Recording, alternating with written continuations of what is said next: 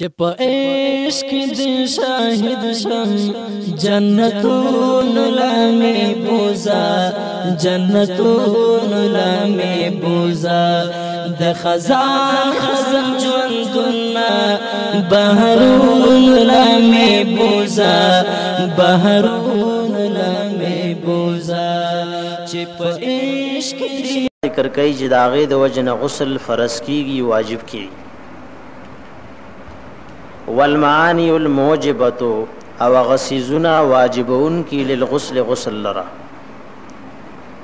اے کی یو شی انزال المنی انزال د منی دے علی وجه الدفق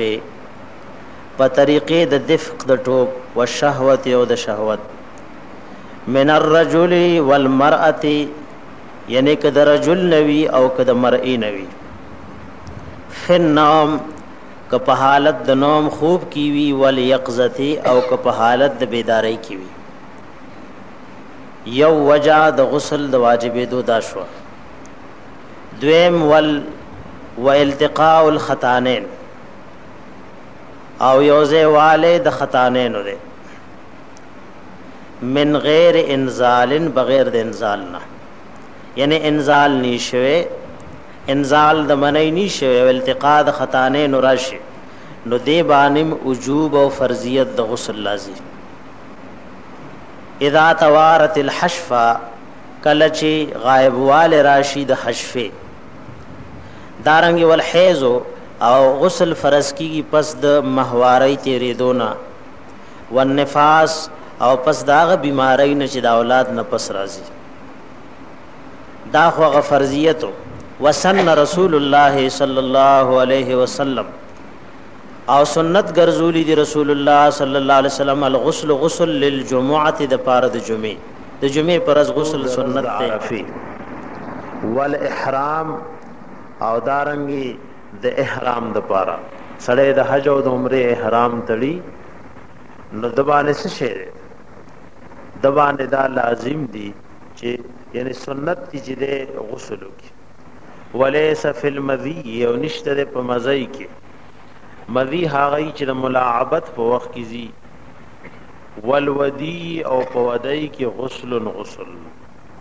کله وړو بلو سر ودی زینو پای کې غسل دی وفیهما الوضو او په دې دواړو کې او دسته دې دواړو کې څه شی او دسته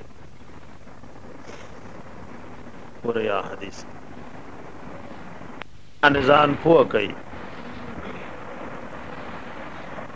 هغه سيزونه چې واجبای غسل لرا نو غدا دیو انزال د منی دی یعنی وتل د منی دی علی وجه الدفق په طریقې د ټوب والشهوت او د شهوت سره من الرجل والمرأه کسړې وی او کخزوی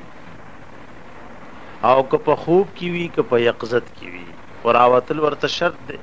لکه حدیث کې راغلی او صحابیه نبی علیہ السلام تراغلی وا ویدا الله حبیب الله د شریعت په مسائلو کې حیا نه کوي په خزبان غسل شته چې دا خوب وی ني نو نبی علیہ السلام ورته او زنانه کو خوب وی ني او احتلام وشي او شرط دار چې دا لونواله مګوري نو په دې باندې غسل سره او که خوب وی ني سړی یار زنانا لیکن لونواله منواله پجامو بدن نینو پدې کې بیا سن کی پدې کې غسل واجبېږي نه و التقاء الختانین او یو ذی والد ختانین ګوره خد کم زینه د ماشوم ختنه چکی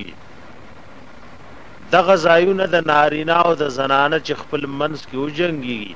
او انزال لانم د شوی منی نه د خارج شوی خو غسل په دواړو واجب شو او کچره حالت دروجی کی وی نو روزه ما تشوباز داسې ته پوسونه راځي چې پروژه کې دیو بل سره خزا او خاوندا سه ملاویږي انزال لمنې نشي په دې کفارم راځي ویږي په خبره کفارم په راځي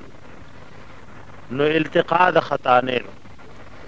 چې دواړه شرمګاهونه دیو بل سره ولګي اذا توارت الحشفه او یعنی اغسر د حشفه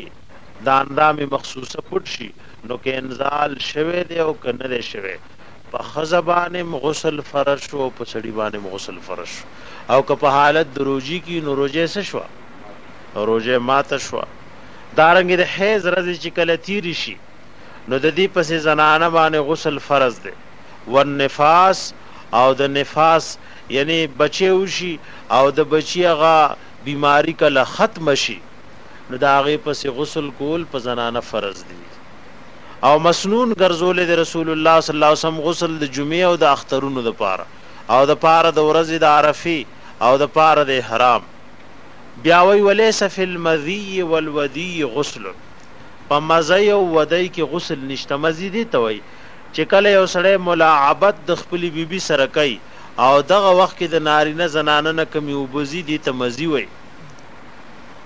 مزی وی په دې باندې غسل نشته په دې باندې او دسته علی رضی الله تعالی عنہ مشکات شریف کی حدیث را دی وای کنت رجلا مزاء زیو سړیوم چې مان ډېر مزیبت لا خو ما د نبی رسول الله نه تپوس د دیو جن نشو کوله د دیو جن چې دا غي لور بیبي زما د نکاح دلاندې نو مقداد رضی الله عنه ته د مسلې تپوس را لوک نو نبی علیہ السلام په مزای کې او دس دې غسل نشته ودی دي تو وکلا سوي یو سړی او دسمات کوي د وړو بول نفس د نس وبزي نو دي ته ودی وای په دی باندې او دس دې غسل نشته